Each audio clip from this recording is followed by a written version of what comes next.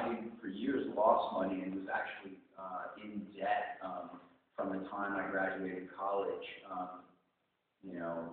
Paying high credit card interest and paying back bank loans and things like that until about 2000.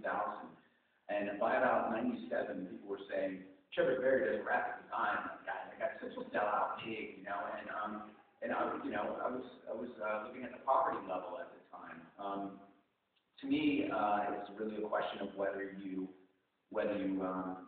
accept capitalism and want to make the best of it, or whether you're in denial about capitalism. And I'm a realist. I deal with the nature of capitalism in a way that I think is as constructive as possible.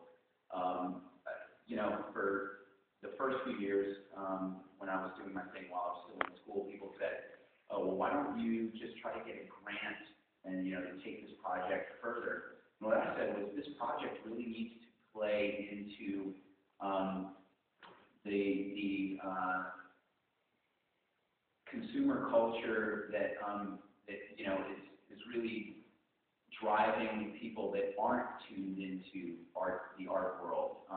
This needs to engage people. First of all, it's a populist project. This is not about like an elite group of people who are qualified to interpret art. If that's what you want, I'm not your guy.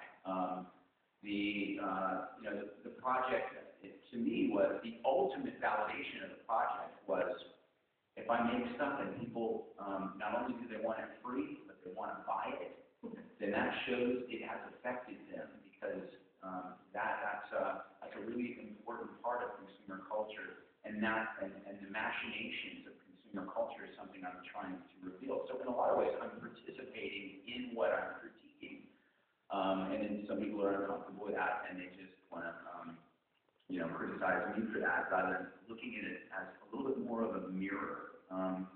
But they're like, yeah, well, it's a mirror. You get rich from it, and I'm done fine. I might lose everything I ever made, in this case with the AP or the Obama reference image, but we're not to that point yet, and I'm not really allowed to talk about it. My attorneys are paranoid because this stuff is really bad. Anyway. Move ahead.